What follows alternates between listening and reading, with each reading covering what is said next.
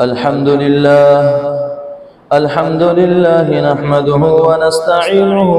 ونستغفره ونؤمن به ونتوكل عليه ونعوذ بالله من شرور أنفسنا ومن سيئات أعمالنا ونعوذ بالله من شرور أنفسنا ومن سيئات أعمالنا ونعوذ بالله من شرور أنفسنا ومن سيئات أعمالنا من يهده الله فلا مضل له ومن يضلله فلا هادي له ونشهد أن لا إله إلا الله وحده لا شريك له ونشهد أن سيدنا ونبينا وشفيعنا وسندنا وحبيبنا ومولانا محمدا عبده ورسوله صلى الله عليه وعلى آله وأصحابه وأتباعه أجمعين أما بعد فأعوذ بالله من الشيطان الرجيم بسم الله الرحمن الرحيم إن الله لا يغير ما بقوم حتى يغيروا ما بأنفسهم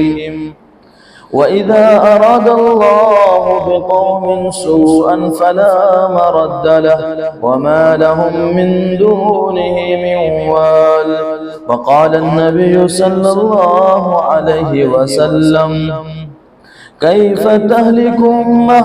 أنا أولها والمهدي وسطها والمسيح آخرها أو كما قال النبي صلى الله عليه وسلم صدق الله العظيم وصدق رسوله النبي الكريم ونحن على ذلك لمن الشاهدين والشاكرين والحمد لله رب العالمين.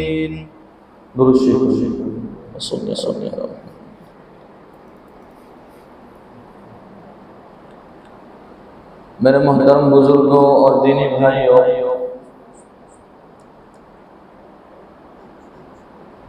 قرآن کریم کی آیت آپ کے سامنے میں تلاوت کی گئی جس میں اللہ تعالیٰ یہ ارشاد فرماتے ہیں اللہ تعالیٰ اس قوم کو نہیں بدلتے جو قوم خود بدلنا نہیں چاہتے. ایک ترجمہ یہ ہے. دوسرا یہ ہے کہ اللہ تعالیٰ تب تک کسی کو نہیں بدلتے جب تک کہ خود وہ بدل نہ جائے، اور بدلنے کے بعد پھر اللہ تعالیٰ کا جب عذاب آتا ہے فلا مرد لہ، تو پھر اس کو کوئی ٹال نہیں سکتا، اور اللہ کے سوا کوئی پھر اس سے بچا نہیں سکتا. اس آیت کا مفہوم بہت بڑا ہے، اور اسی طرح سے ایک روایت ہے جو میں نے آپ کے سامنے تلاوت کی. اس کے علاوہ ایک روایت ہے جس میں اللہ کے نبی علیہ السلام نے ایک نشانی بتلائی. قیامت کی نشانیوں میں سے ایک نشانی بتلائی کہ قریب ایک ایسا زمانہ آئے گا، یاتی علی الناس زمان، انسان پر ایک ایسا زمانہ آنے والا ہے کہ لا یبقى من الاسلام الا اسمه ولا من القرآن الا رسمه ومساجد عامرة وهي خراب من الهدى او كما قال النبی صلی اللہ علیہ وسلم کہ انسان پر ایک زمانہ آنے والا ہے کہ اس میں مسجدیں تو بہت عالی شان ہوں گی. پہلے شروعات سے سن لیجئے. پہلی بات 3 نشانیاں میرے آقا نے بتلائی ہیں، 3 پیش گوئیاں بتلائی ہیں کہ 3 چیزیں دنیا میں ہوں گی قیامت سے پہلے. ان کے علاوہ اور بھی کئی نشانیاں ہیں انسان سے جو انسان کے اوپر آنے والے ہیں. ان میں سے 3 نشانیاں اس حدیث پاک میں بیان فرمائی گئی کہ انسان پر ایک زمانہ آئے گا کہ اس میں اسلام کا صرف نام باقی رہ جائے گا، اسلام کی روح ختم ہو جائے گی. اس کا کیا مطلب ہے اس کا مطلب فرماتے ہیں محدثین اعظام کہ ایک زمانہ ایسا آئے گا، بلکہ ہم اور آپ جب اس کا مفہوم سمجھیں گے تو ہمیں اور آپ کو پوری طرح سے یقین ہو جائے گا کہ وہ زمانہ یہی ہے۔ فرمایا کہ اسلام کا صرف نام باقی رہے گا، مطلب یہ ہے کہ جیسے اور قومیں ہیں، دلت ہے، ہریجن ہے، برہمن ہے، عیسائی ہے، یہودی ہے، نصارہ ہے، ہنود ہے، جو کہ دوسری قومیں ہیں، وہ لوگ جیسے اپنے آپ کو قوم سمجھتے ہیں، غیر مسلم ہیں وہ اپنے آپ کو قوم سمجھتے ہیں کہ ہمارا نام غیر مسلم ہے، ہمارا نام ہندو ہے۔ یہودی ہیں وہ اپنے آپ کو قوم سمجھتے ہیں کہ ہم لوگ یہودی ہیں۔ عیسائی ہیں وہ لوگ اپنے آپ کو سمجھتے ہیں کہ ہم عیسائی قوم ہیں، ہمارا نام عیسائی ہے۔ اسی طرح سے ہمارے ملک میں آئیے تو برہمن ہیں وہ اپنے آپ کو سمجھتے ہیں کہ ہم برہمن ایک قوم ہیں، ہریجن ہیں وہ اپنے آپ کو سمجھتے ہیں کہ ہم ایک قوم ہیں، اسی طرح سے دلت ہیں وہ اپنے آپ کو سمجھتے ہیں کہ ہم ایک قوم ہیں۔ یہی بالکل حال مسلمانوں کا ہوگا کہ مسلمان اپنے آپ کو سمجھیں گے کہ ہم ایک قوم ہیں، ہمارا نام مسلمان ہے۔ اس کے علاوہ ہماری ذمہ داریاں کیا، ہمارے کرنے کا کیا ہے، وہ کچھ بھی مسلمانوں کو پتا نہیں ہوگا۔ یہ جس دور سے ہم اور آپ گزر رہے ہیں، ہم جب نظریں دوڑاتے ہیں اپنے معاشرے پر، اپنے نوجوانوں پر، خاص طور پر نوجوان نئی نسلیں، چاہے بیٹیاں ہوں یا بیٹے ہوں،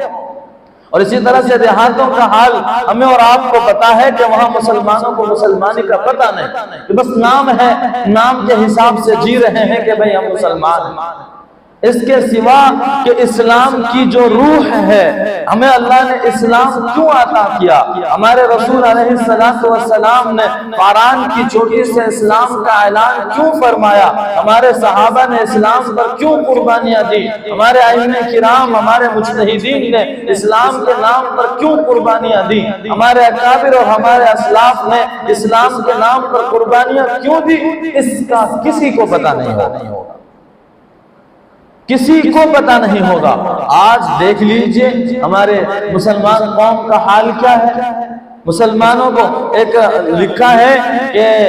ایک آدمی ملے، کسی ہمارے علماء دیوبند میں سے کسی ایک کو ایک آدمی ملے، نوجوان قسم کے، داڑھی، چہرے پر داڑھی نہیں اور شکل و صورت بھی مسلمانوں جیسا نہیں۔ آج یہ حال ہے اکثر نوجوانوں کا بھی اور اکثر بڑے عمر کا بھی، کہ بس کیا معلوم کیا بات ہے، نہ شکل نہ صورت مسلمانوں جیسی ہے اور نہ پینٹ شرٹ ہے، ٹی شرٹ ہے وہ مسلمانوں جیسے ہیں۔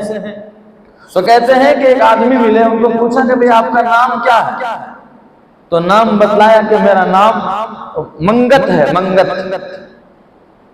تو اس اللہ والے نے پوچھا کہ بھئی یہ منگت کیا نام ہوتا ہے، تو کہا کہ اصل میں میرا نام منگت خان ہے۔ تو اس اللہ والے نے کہا کہ مجھے اس سے پتا چلا کہ شکل و صورت بھی مسلمانوں جیسی نہیں، اوپر سے نام بھی مسلمانوں والا نہیں، تو کیسے مسلمان اپنے آپ کو مسلمان کہہ سکتا ہے؟ بس یہ حدیث کی پیشن گوئیاں میرے آقا فرما رہے ہیں کہ ایک زمانہ ایسا آنے والا ہے کہ اسلام کے سوا دوسرا کچھ بھی باقی نہیں رہے گا، نام صرف رہے گا کہ ہاں بھئی ہم مسلمان ہیں، تو مسلمانی نام تک مسلمانوں کو پتہ نہیں ہوگا۔ آج دیکھ لیجئے، آج حالات ایسے ہیں کہ بچے پیدا ہوئے ہمارے گھر میں، بچے پیدا ہونے کے بعد کچھ زمانہ پہلے یہ حال تھا، صحابہ کرام کے دور میں یہ حال تھا، ہمارے اکابرین کے دور میں یہ حال تھا کہ جب بھی بچے پیدا ہوتے تھے کہ سب سے پہلے کسی عالم کو، کسی حافظ کو بلاتے، ان سے کان میں اذان پڑھواتے اور اس کے بعد یہ کہ ان سے نام دریافت کرتے کہ میرے بچے کا نام کیا رکھنا۔ اب حالت یہ ہو چکی ہے کہ اب کسی بھی عالم کو بلانا نہیں، نہ جانے اب کتنے ایسے مسلمان ہیں اللہ کی پناہ کہ ان کے گھر میں اولاد ہو رہی ہے، انہیں یہ تک پتہ نہیں کہ ہماری اولاد کے کان میں اذان دینا، اب اذانیں بھی نہیں ہو رہی کانوں میں۔ یہ عالم، اب یہ دور آ چکا ہے میرے بزرگوں، اور ایسے عالم میں ہم اور آپ قدم رکھ چکے ہیں۔ کیوں کہ بچے پیدا ہوئے، وہاں جانے کے لیے کوئی مرد کی اجازت نہیں، بچے پیدا ہوئے بعض مرتبہ آئی سی یو کے اندر رکھ دیا، بعض مرتبہ ماں باپ کے گود میں ہے، لیکن ماں باپ کو پتہ نہیں کہ اس کے کان میں اذان بھی کہنا ہے، اس کے کان میں تکبیر بھی کہنا۔ اب حالت ایسی ہو چکی ہے، پھر جب بچہ بڑا ہو رہا ہے اس کا نام چننا ہے تو نام کے لیے گوگل کو پکارا جاتا ہے اور انٹرنیٹ کی دنیا میں جایا جاتا ہے، اور جو بھی نام بتلایا اس میں عجیب و غریب معانی ہوتے ہیں، وہ معنی دیکھ کر لگتا ہے کہ ہمارے بچے کا نام بہت اچھا ہے لہذا وہ نام رکھ دیا۔ اب وہ نام بعد میں دیکھا جاتا ہے نہ عربی کی ڈکشنری میں ہے نہ اردو کی ڈکشنری میں ہے، پتہ چلا یہ مسلمانی نام ہی نہیں۔ تو حالت اب میرے بزرگوں یہاں تک ہو چکی ہے میرے نبی علیہ السلام کی اس پیش گوئی سے کہ مسلمان کا صرف ایک نام باقی رہ جائے گا، یہاں یہ قوم مسلمان ہے، مسلمان کی روح باقی نہیں رہے گی۔ مسلمانوں کی روح کیا تھی؟ مسلمانوں کی روح یہ تھی کہ مسلمان نماز ادا کرتے۔ مسلمانوں کی روح کیا تھی؟ مسلمانوں کی روح یہ تھی کہ مسلمان تقوی ادا کرتے، تقوی اختیار کرتے۔ مسلمانوں کی روح یہ تھی کہ مسلمان آپس میں صلہ رحمی کرتے، مسلمانوں کی غیر مسلموں کی خیر خواہی کرتے۔ مسلمانوں کی روح یہ تھی، مسلمانوں کے دنیا میں آنے کا مقصد یہ تھا کہ وہ اللہ کو راضی کرتے اور اپنے محبوب صلی اللہ علیہ وسلم کو راضی کرتے۔ لیکن یہ ساری چیزیں بھول گئے میرے بزرگوں، یہی ایک لفظ پر ہم پورا دن اگر بات کرتے رہیں اور اپنے معاشرے پر نظر دوڑاتے رہیں، یقیناً باتیں ختم نہیں ہو سکتی، ہمارے معاشرے کے حالات ختم نہیں ہو سکتے۔ نام بہترین ہے لیکن کام کیسے ہیں؟ مسلمانوں والے کام نہیں۔ ان میں سے ایک چیز میرے بزرگوں اور سنیے، آج مسلمان نام بہترین ہے، کسی کا نام سلمان ہے جو حضرت سلمان فارسی تک پہنچا ہوا نام ہے، کسی کا نام عبداللہ ہے جس کا نام بہت دور اللہ کے نبی کے والد تک پہنچا ہوا ہے، کسی کا نام خالد ہے جو خالد سیف اللہ تک پہنچا ہوا ہے، کسی کا نام کچھ، کسی کا نام کچھ، مسلمانی نام ہے لیکن ذرا اعمال دیکھیے، ذرا اعمال دیکھیے۔ اعمال اب میرے نوجوانوں کے یہاں تک پہنچے ہیں کہ ان کی زندگی سے اسلام ختم ہے، ان کی زندگی سے اسلام ختم ہے، انہیں کلمہ پڑھنے نہیں آ رہا۔ ہمارے نوجوانوں کو کلمہ پڑھنے تک نہیں آ رہا ہے۔ ان کے شکل و صورت دیکھیے، بالوں کے کٹنگ دیکھیے، یہودی اور نصرانی اور اللہ کے دشمنوں جیسے بال ہیں، اور پھر اعمال دیکھیے، اعمال کیسے ہیں۔ سننے میں آیا کہ ہمارے نوجوان جو ایک دم نئی نسل کے نکل کر آ رہے ہیں، ہمارے معاشرے کے اندر پہلے تو کچھ چھپا ہوا تھا کہ کوئی آدمی کوئی غلط کام کر رہا ہے چھپ کر رہا ہے، اسلام کے خلاف کام کر رہا ہے چھپ کر رہا ہے۔ میرے بزرگوں، میں نے جب یہ بات سنی میرے رونگٹے کھڑے ہوئے، میں نے اس لڑکے کو بھی بلا کر کہا کہ یہ کیا معاملہ ہے؟ ایک تو اسلام کے خلاف کام ہے اور اس کے بعد اسلام کے خلاف ببانگ دوہل کام کیا جا رہا ہے، کھلے آسمان کے نیچے کام کیا جا رہا ہے۔ وہ کیا ہے؟ اسلام میں برتھ ڈے منانا حرام۔ برتھ ڈے منانا جس طرح سے ہم اور آپ آج کر رہے ہیں، ہمارے بچے جس طرح سے کر رہے ہیں، ہماری بچیاں جس طرح سے کر رہی ہیں، یہ بالکل کھلے ہوئے اسلام کی مخالفت ہے، شریعت کی مخالفت ہے، یہ تو جائز نہیں ہے۔ لیکن اس کے باوجود آج ہم اپنے نوجوانوں کو دیکھیں، ہمارے نوجوان کے بارے میں معلوم ہوا کہ وہ روڈ پر آ کر کھلے میں برتھ ڈے منا رہے ہیں، پٹاخے پھوڑ رہے ہیں اور آپس میں کیک کی تقسیم ہو رہی ہے، کیک بانٹے جا رہے ہیں۔ نہ ان نوجوانوں کو کوئی کہنے والا، نہ ان کو کوئی روکنے والا، ہر کوئی دیکھ رہا ہے اسلام کے خلاف کام ہو رہا ہے، ہر کوئی دیکھ رہا ہے کہ میرے نبی کی شریعت توڑی جا رہی ہے، ہر کوئی دیکھ رہا ہے کہ میرے اللہ کو، میرے اللہ کے غضب کو اور میرے اللہ کے عذاب کو دعوت دینے والا کام ہو رہا ہے، لیکن ہر کوئی اپنی آنکھیں بند کیے ہوئے نکل رہے ہیں، اپنی آنکھوں کو جھکائے ہوئے نکل رہے ہیں کہ مانتا نہیں۔ میرے بزرگوں، میرے نبی علیہ السلام کی بھی نہیں مانی تھی مشرکین مکہ نے، میرے نبی علیہ السلام کی بھی نہیں مانی تھی کفار مکہ نے، لیکن ہم اور آپ جانتے ہیں کہ میرے آقا علیہ السلام ایک ایک اسلام کے دشمن کے گھروں پر 40 مرتبہ گئے ہیں اور دستک دیا ہے، اسلام کی دعوت دی ہے، اسلام کے کلمے سنائے ہیں، اسلام کی خوبیاں سنائی ہیں۔ نہیں ماننے والوں کے پاس گئے ہیں اور میرے آقا نے پتھر کھائے ہیں، نہیں ماننے والوں کے پاس گئے ہیں، میرے آقا کے راہوں میں کانٹے بچھائے گئے۔ تو آج ہم یہ کیسے کہہ سکتے ہیں کہ ہمارے نوجوان نہیں سنتے، ہمارے نوجوان نہیں مانتے؟ میرے بزرگوں، ہماری ذمہ داری ہے، ہمارے مقصد، ہمارے دنیا میں آنے کے مقصدوں میں سے ایک مقصد ہے جو میرے اللہ نے قرآن کریم میں اعلان فرمایا، کنتم خیر امت اخرجت للناس، کہ اے امت محمد تم بہترین ہو اس لیے کہ تم دوسروں کے لیے نکالے گئے۔ یعنی دوسروں تک دین کا پیغام پہنچانے کے لیے نکالے گئے ہو، دوسروں کو دین کی بات سنانے کے لیے نکالے گئے ہو۔ جسے بھی تم اسلام کی مخالفت کرتے ہوئے دیکھو، انہیں روکنے کے لیے تم اس دنیا میں بھیجے گئے ہو۔ میرے بھائیوں، یہ ہمارا مقصد ہے اس دنیا میں آنے کا، لیکن ہم اپنے نوجوانوں کو سنبھال نہیں پا رہے ہیں۔ ہمارے نوجوان غلط کاریوں میں مبتلا ہیں، اور نام بہترین ہے، اللہ اللہ، نام اللہ والوں جیسا ہے، نام صحابہ جیسا ہے، بعضوں کا نام تو محمد تک ہے۔ اس سے زیادہ بڑا نام دنیا میں کوئی ہو ہی نہیں سکتا۔ ایسے عالم میں اب ہم اور آپ قدم رکھ چکے ہیں،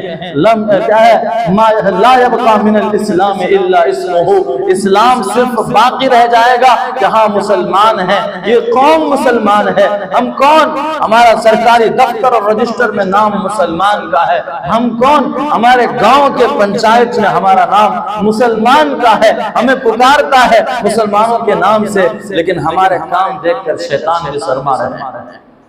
ہمارے کام دیکھ کر یہ زمین لرز رہی ہے، یہ زمین کانپ رہی ہے، اور یہ زمین کہہ رہی ہے، جیسا کہ حدیث پاک میں ہے کہ جب زمین پر گناہ ہوتا ہے، جب زمین پر شریعت کی مخالفت ہوتی ہے، جب شریعت کو توڑا جاتا ہے، یہ زمین میرے رب سے پکار کر کہتی ہے، یا اللہ مجھے اجازت دے کہ میں پھٹوں اور اس گنہگار کو، اس تیرے مجرم کو اپنے اندر نگل کر دبوچ لوں۔ یہ زمین کہہ رہی ہے ایسے گناہ کرنے والوں کے لیے کہ اللہ مجھے پھٹنے کی اجازت دے دے۔ زمین کے بعد یہ ہوائیں، یہ آندھیاں پکارتی ہیں، اللہ ہمیں اجازت دے دے، جیسے تو نے اجازت دی تھی قوم عاد کو اڑانے کی اور اڑا کر ختم کر دینے کی، میرے مولا اجازت دے دے تاکہ میں اس طرح سے جرم کرنے والوں کو اور اس طرح سے شریعت کی مخالفت اور بغاوت کرنے والوں کو اڑا کر قوم عاد کی طرح ختم کر دوں۔ سمندر اور پانی یہ پکار کر میرے رب سے کہہ رہے ہیں کہ اللہ اجازت دے میں طوفان نوح سے بھی خطرناک طوفان اس امت پر لے کر آ جاؤں تاکہ ان کے ایک گھر بھی باقی نہ رہے۔ لیکن میرے بھائیوں، میرے بزرگوں، اللہ کے واسطے اپنے رب کی رحیمانہ صفت پر اور رب کے رحم اور کرم پر قربان جائیے کہ میرا اللہ بار بار زمین سے یہی کہتا ہے۔ حدیث میں آیا میرا اللہ زمین سے کہتا ہے کہ ارے وہ تیرا بندہ نہیں، وہ میرا بندہ ہے، آج نہیں تو کل وہ توبہ کر کے میرے پاس آ جائے۔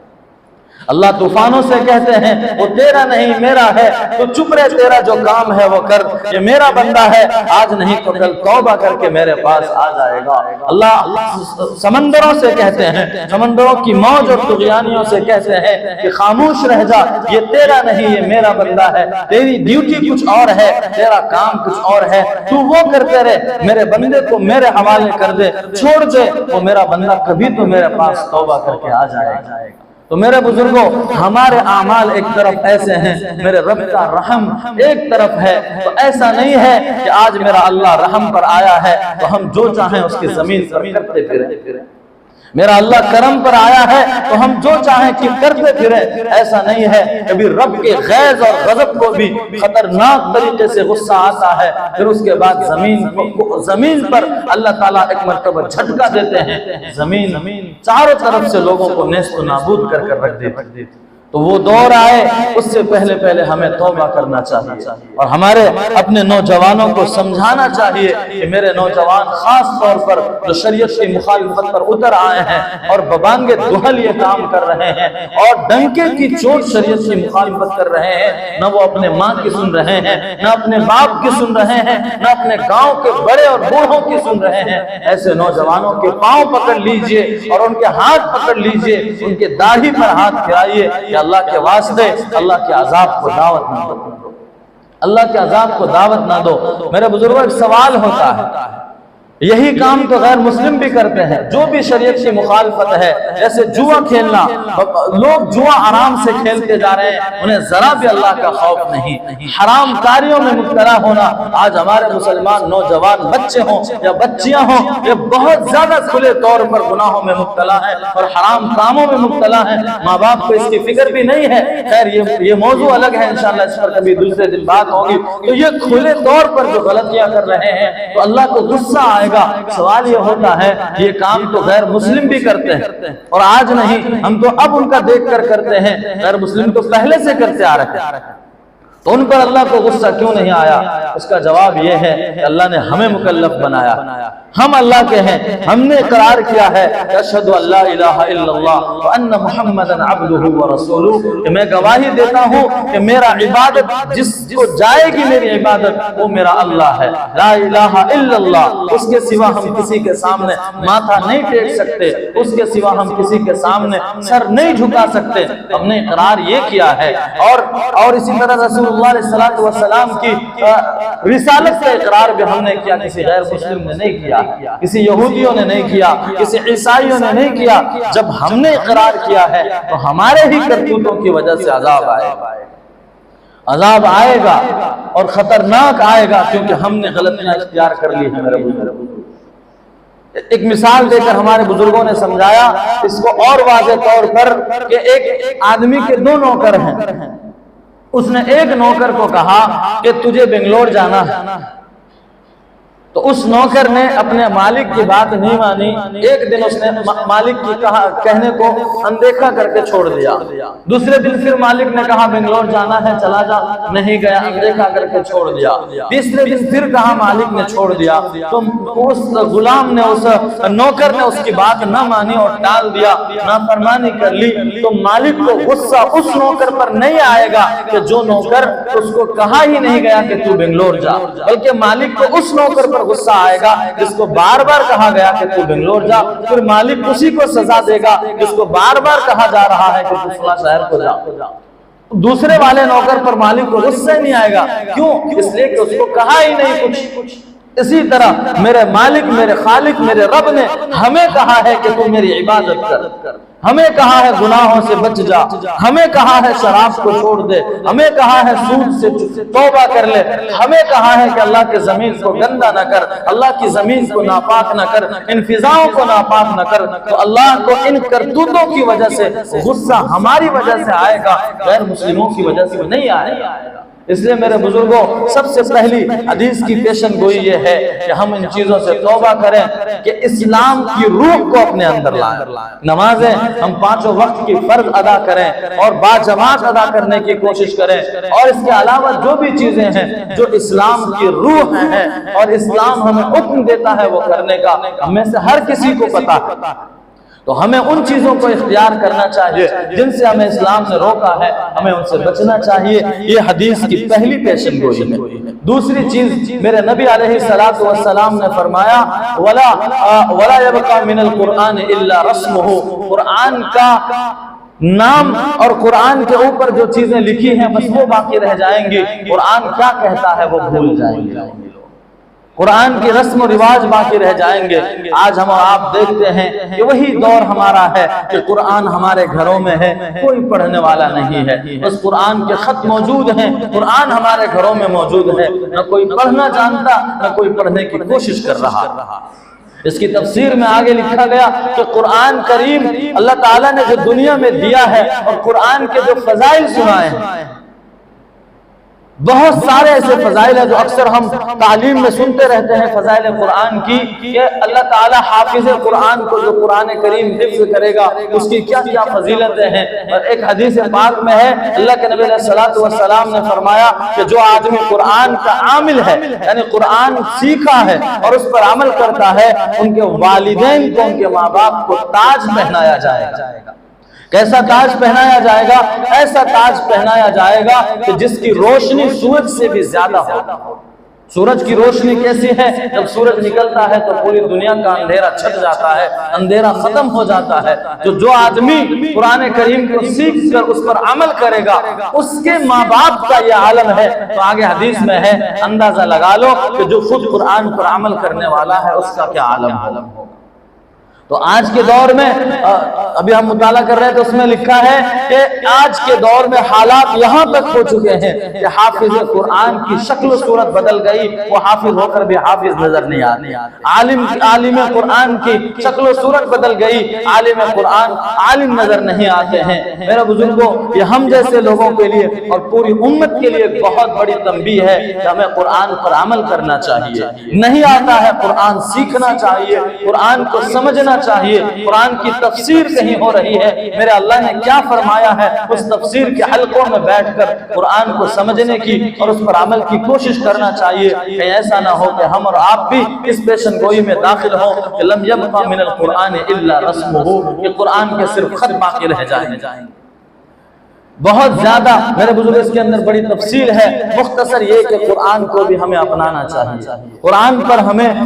بہت گہری طریقے سے ان کا قرآن سے ہمیں تعلق رکھنا چاہیے۔ لیکن آج ہمارے قرآن کا عالم، میں کئی بار تعلیم میں بھی کہتا رہتا ہوں کہ ہماری مسجدوں میں قرآن پر دھول پڑ رہے ہیں، کوئی قرآن کی تلاوت کرنے والا نہیں۔ ہمارے گھروں میں قرآن پر طاقوں میں رکھے قرآن پورے سال گزر گئے، لیکن قرآن کوئی دیکھتا نہیں ہے۔ ایک واقعہ میرے بزرگوں یاد آیا، عبرت کے طور پر ہم آپ کو سناتے ہیں۔ ایک گھر کے اندر ایک مولانا صاحب تھے، وہ ٹیوشن پڑھانے جایا کرتے تھے،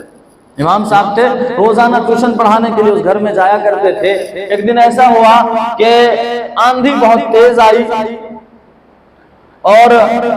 جو بھی چیزیں ادھر ادھر پڑی تھی اس گھر والے کی ادھر ہی رہ گئی، اور ایک ایسی چیز وہاں پر تھی کہ مثال کے طور پر اس گھر کا جو مالک تھا، اس کو اس کا کوئی دوست جو تھا کچھ پیسے رقم جو تھا اس کو دے کر گیا تھا، تو وہ جو گھر کا مالک تھا وہ رقم کہیں ادھر ادھر رکھنا بھول گئے تھے، وہی ٹیبل پر رکھ دیا۔ تو ٹیبل پر رکھنے کی وجہ سے ہوا یہ کہ وہ جب آندھی آئی، طوفان آئے، تو گھر والے ادھر ادھر بھیتر ہو گئے اپنے ساز و سامان اٹھانے کے لیے، وہ پیسہ وہیں بھول گئے۔ امام صاحب نے ٹیوشن پڑھائی، اس کے بعد اپنے گھر کو چلے آئے۔ بعد میں جب وہ گھر والے پیسہ تلاش کرنے لگے تو پیسہ مل نہیں رہا ہے، پیسہ کہاں گیا، یہیں ٹیبل پر رکھا تھا، یہیں بازو میں امام صاحب مولانا صاحب آتے ہیں، ہمارے بچے کو پڑھا کر جاتے ہیں، آخر پیسہ گیا تو کہاں گیا؟